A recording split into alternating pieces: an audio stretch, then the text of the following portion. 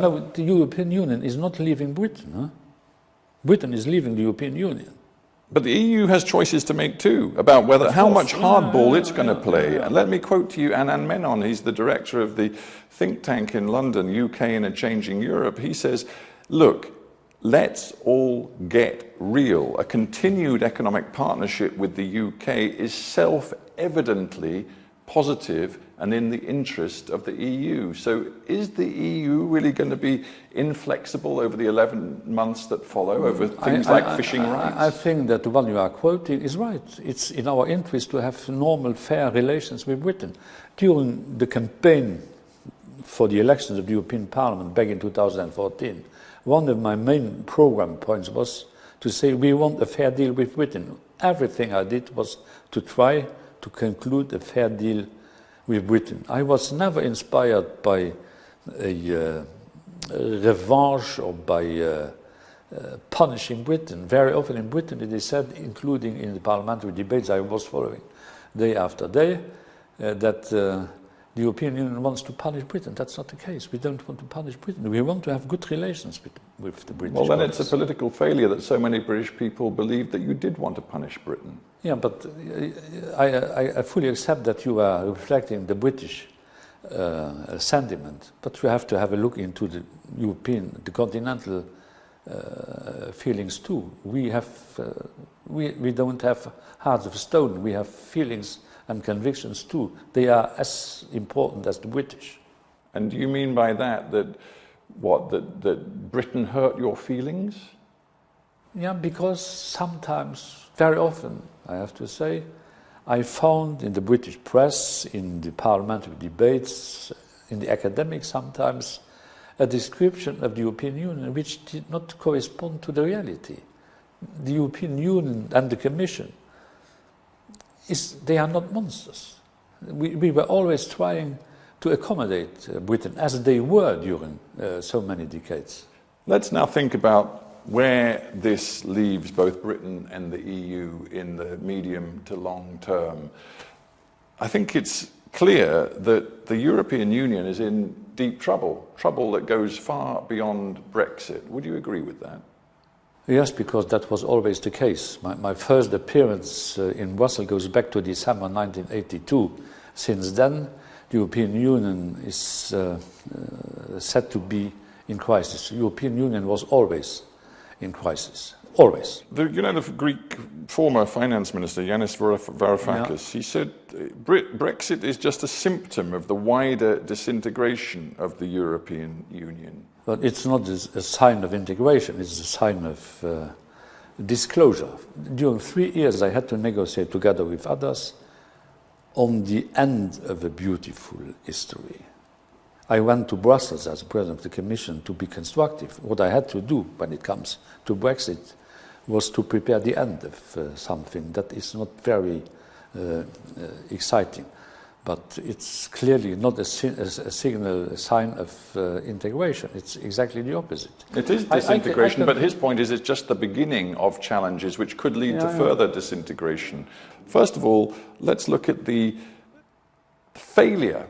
And this is a failure of France and Germany, the most important member states, arguably, of the European Union, to have a coherent position on the future political, fiscal integration of the Union. Will there be ever deeper, closer union or not? I never understood. I was signing the Maastricht Treaty. There appears for the very first time this expression of the ever closer union. I understood it as a commitment, not in technical terms, but in philosophical and political terms. As I said before, I'm not in favor of the European Union becoming a state. But you were, if I may say so, you once said that you were very worried about the loss of what you called, quote, the collective European libido. And you clearly wanted more Europe. I wanted more action, yes.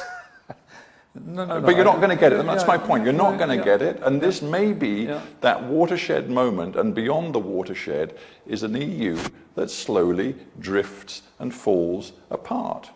I don't think that the European Union is on the way to fall apart. What I have noted after Brexit was this determination of so many Europeans to stand together. The approval of the European Union as such went increasingly upwards. Mr. after Juncker, you can quote to me all the polls you like. Look at the reality. I'm Look at the reality of politicians. I'm not a fan of opinion polls. No, look at the reality of politicians in Poland, in Hungary. Mr. Orban, for example, who says, I am an illiberal Democrat and I will not allow Brussels to dictate what I do. This is the reality of Europe the today. reality is that... These are the successful politicians. Well, it depends on the point of view. What I don't understand in our conversation and in all the explanations I'm asked to give is that, in fact, it is not seen that the European Union during the last years has changed. We have less regulations we had before. We are taking less initiatives, intelligent and stupid ones, than were taken ever before. But isn't the truth that the people rubbing their hands at Brexit and what they see as the weakness of the EU today are people like Donald Trump, people like Vladimir Putin, those running rival powers who see the world in competitive terms and delight in the fact that the EU looks weaker today? I have a long-standing relationship with Vladimir Putin and a good relationship with Donald Trump. I know that in their countries they don't like the idea that the European Union is an as important player as they are, which the European Union for the time being is not. But they don't want Europeans to become as adult as they are, and other Europeans, maybe apart our British friends, they want to be equal player, not only payers. They want to be players. You don't think Britain alone will be a player? Britain alone will be a player. I never thought that Britain will disappear from the international landscape. Britain is an old nation with so many traditions, with so many noble virtues, that Britain will not disappear. But these virtues, these advantages Britain was offering again and again to the world can be more developed inside the European Union than outside the European Union. We'll see at the autopsy. It's very interesting you give me that thought, because I want to end with this thought, that it is possible, who knows, but it's possible to imagine 10, 20, 30 years away, the British people and the British government may take a different view of Europe. They might possibly consider wanting to rejoin. Do you believe Europe would be ready to listen? Is it a possibility for the future, do you think? I don't know if this is a possibility. When Britain joined, Britain was in favor of the European Union. Without that, they wouldn't have joined. Now they have taken the opposite decision. It could easily be that in 20, 30 years from now, they would reconsider their point of view. Who knows how the international world will develop in the next coming decades. But if Britain, at some juncture, would present itself or herself at the door of the European Union, who would be the one who would keep this door closed? It's better for Britain and for the European Union to have Britain with us than to have Britain beside us. Well, you put it a long way ahead, but to be frank, Mr. Juncker, do you believe that it's possible Britain might seek to rejoin the European Union, and as you say, the door would be open? Do you think it's possible within your lifetime? You're, still in your mid-60s, you're not an old man. Is it possible in your lifetime? It depends on my lifetime. But it would be great.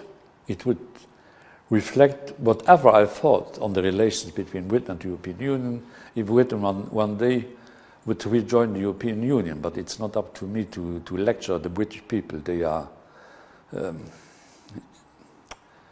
don't like being lectured from the outside. Maybe they feel they've had enough lectures from you. No, but maybe that Europeans have the impression that we did listen too often to Britain. But I don't think that we listen too often to Britain. But I know that in a majority of countries, Britain has not improved its popularity after Brexit. Jean-Claude Juncker, thank you very much indeed for being on Hard Talk. Yeah, thank you.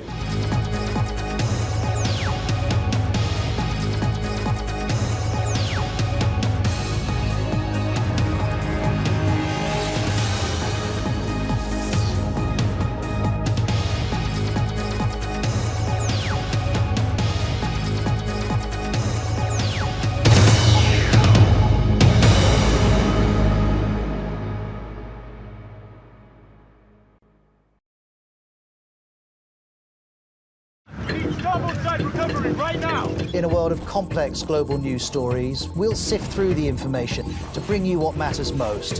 And with reaction and reporting in real time, our immigration laws are a laughingstock all over the world. You'll know what's happening around the world as we do. And that these new measures won't actually stop Venezuelans coming over, it will just make the migrant crisis worse. Whatever the story, we'll piece it together. Join me, Ros Atkins, for Outside Source on BBC World News. We're not just here to show you these amazing places, but to inspire you. To leave your comfort zone behind. I know they said I'm not going to feel the cold. I just want to get in now. To experience different cultures, secret histories, tantalizing food, delicious, breathtaking landscapes, and hidden gems. So come and join us. It's time to plan your next adventure. Team's arrived. I guess off we go. The Travel Show on BBC World News.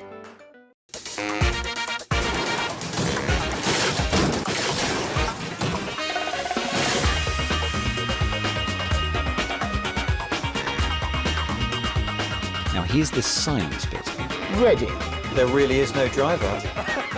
Could a bendy phone be the future? You have really pretty eyes. I think I'm getting hit on by a robot. These are tools to help us. And some of them might just change the world.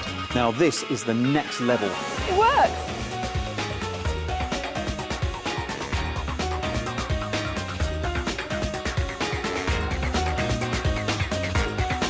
Oh, I feel better for that. Click on BBC World News.